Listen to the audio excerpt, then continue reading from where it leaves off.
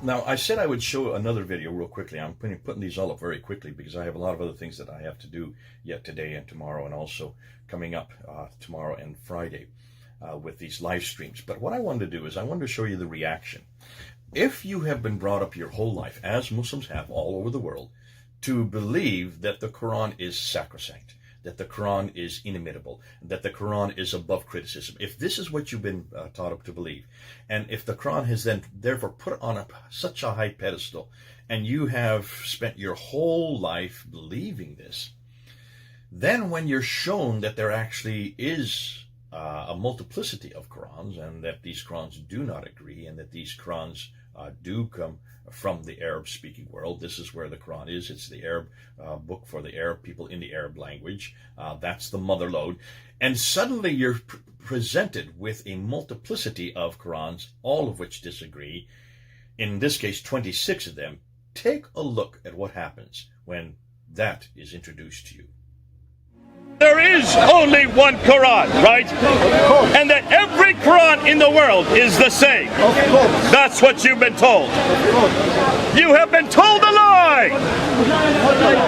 You run away from truth! Okay, so there are two Qurans today, right? Two. More than two Qurans. More than two? Three Qurans? More than three Qurans. More than three? Four Qurans? There are approximately 26 of the Qurans. 26 different Qurans!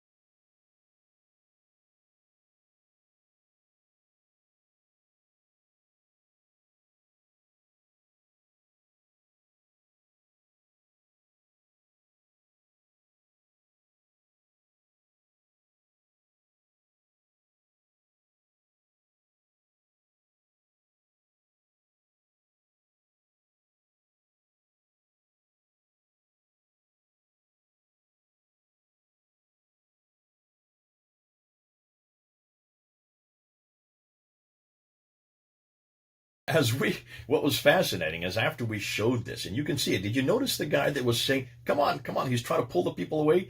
He was trying to get the Muslims out of there. He didn't want them to see what we were saying. He didn't want them to look closely. He was the guy that grabbed at my paper. That was the guy that grabbed at that paper because he was so upset by what we were saying because he didn't have an answer. I don't know if you noticed the big tall guy that was there, the real tall fellow, 6'5", that was Muhammad Hijab.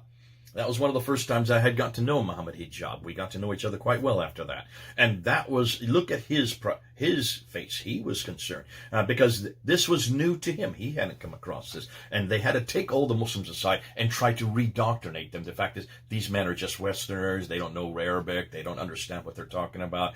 They try to use that kind of ploy. What you didn't see after that was what happened once we got off the ladder. We went on for about maybe an hour and a half with this material, and the Muslims were all told to leave, and no Muslims were permitted to stay and listen to us as we went through each one of these variants back and forth, Hatun and I. As we were leaving, take a look. I'm going to show you the video of what happened once we left.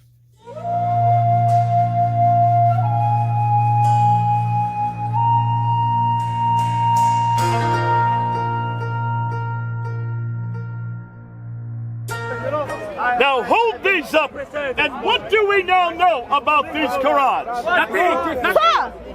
Abjad says there's nothing. Now, Abjad, do all these Qurans agree with each other? No. Are there two Qurans that agree with each other? No. Is there even one Quran that agrees with the Quran we have here today? No. This is the Quran we use today. It's the same Quran. This is not the same Quran as these ones we have here today. ¿Cuáles? No, is that different? Are these different words? Do these have different meanings? JJ, hold on.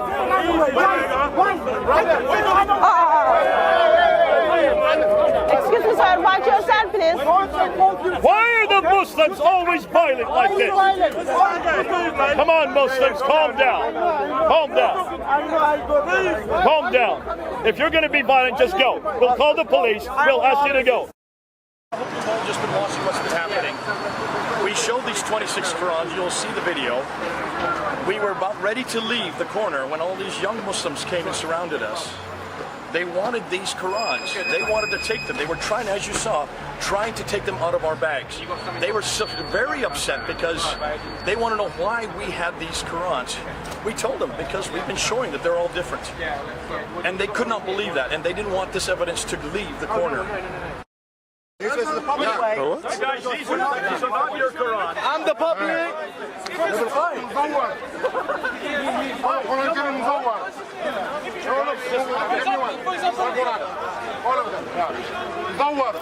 No way.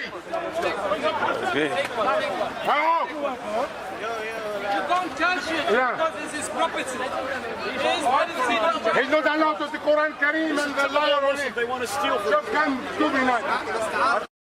Some Muslims are trying to he's not going to hold this away, yeah? He's trying to liar on it. Shut down and stop it. I'm not going to give you Who cares? Who are you? Who are you? Why are you so... I want to know why do you have so many Qurans in the bag? Because every one of them is different. Every one of them is different. Shut up, white cunt.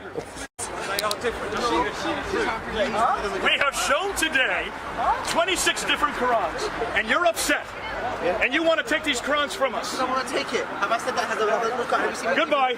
We've finished this. Hey! Don't touch it. Here we go. This is so typical. You saw how we had to walk away. You saw how we had to protect the bag. You saw how they tried to even grab it out of the bag. Can you see why this destroys everything Islam stands for? Can you see why Muslims are so insecure? I thank God we don't have this problem with the Bible.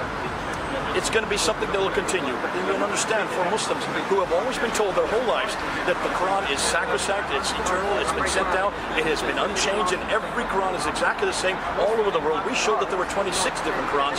They're in those bags. They wanted to get rid of them. They wanted to make sure that we did not continue with this because they don't know how to deal with it because it destroys everything they know. They don't have a relationship with God.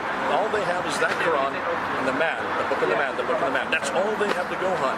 I can see why they're angry. I can see why they wanted to get rid of this from us. I can see why they were concerned that we were still going to use this. Because as long as we have this in our possession, we can now show the whole world the problem with this book, this Quran. God bless you. So you can see that when we left, you can see the difficulty. The Muslims almost stopped us from leaving. They were so concerned. The young Muslims who had been in the crowd earlier, had been taken aside by Muhammad Hijab and this other fellow. They then came and tried to grab our bags. They tried to put their bodies in front of us. They even broke the strap off the one I was carrying of these 26 Qurans.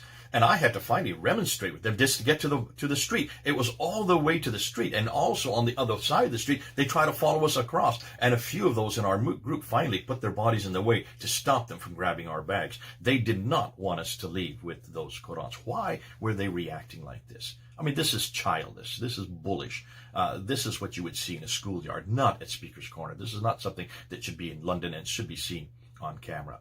Well, put yourself in their shoes. If you have been taught this your whole life, if you have been taught that this is a book that is the only book in the world that has come from God, this is a book that even before you read it, you have to wash your hands. The fact that we had it and we're not washing our hands, this is the Arabic Quran. This was not a translation. None of these were translations. These were all in Arabic, all 26 of them. And yet you were shown for the first time that these had differences and that they were not incidental differences, that these were substantial differences. How would you react? Well, you saw the reaction there on the screen. And I think it is this material that we're putting out what Hatun is doing there in London, God bless her with all the work that she has done on these diacritical variants. What Dan Brubaker is doing, even more devastating, that's much more academic. That's much more difficult for Muslims to understand. They only think we're talking about this. We're going to get into that later on. But can you understand and put yourself in their shoes? If your whole faith is dependent on one book, this book, and if this book is at the foundation of everything you believe, this book is what makes you that gives you and tells you about your redemption, about salvation. If this book comes unfettered by human hands from heaven itself, it is eternal and has always been. And here we are at a place like Speaker's Corner in the middle of London, showing that there was not just one of these books, there were a multiplicity of these books, showing them for the first time that they've ever seen it. How would you react? Can you then understand why they reacted the way they did? I feel sorry for Muslims because they've been told a lie all these years. They've been told a lie all these centuries. That lie is now coming home to roost. Well, we don't have that problem with the Bible. We don't make these claims. We are all aware that the Bible has been written by men. We know that there is God has superimposed the Holy Spirit, what he wanted to write, but he let men write in their own hands, using their own idiomatic expressions, using their own experience, and also at times changing the way they said it from one person to another who are watching the same event with their own eyes, the eyewitness accounts. So we don't have that difficulty because we don't make that claim. We would never make that claim.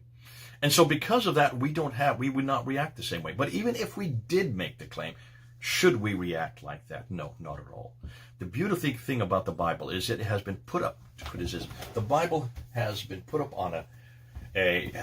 to historical criticism. It has been put up to literary criticism. It has been put up to redacted criticism, source criticism. All these criticisms that are known as historical criticisms were first foisted on the Bible. And that's why the Bible has withstood every one of these criticisms, and that's why we don't have to react the way that the Muslims react, because we don't make the claims, and because it has passed every one of those criticisms. It's passed every one of those tests. That's why I love the Bible. Listen, come back to the Bible. If you have any problem, for heaven's sakes, forget about the Quran. You're starting to see we're trying to destroy the foundations of the Quran. We're destroying the text of the Quran. We're destroying the claims of the Muslims. And we're destroying this supposed inimitable book that is above criticism. It is full of critical problems. No, the Bible is not. And that's why God bless you as you do your study. Make sure that you get to the right book. Get to the bigger book, not the smaller book. The bigger, the better book. That's why I always say I come back to the bigger book, because it's so defendable and it's so much better than what this book is. Okay, this is Jay then. Over and out.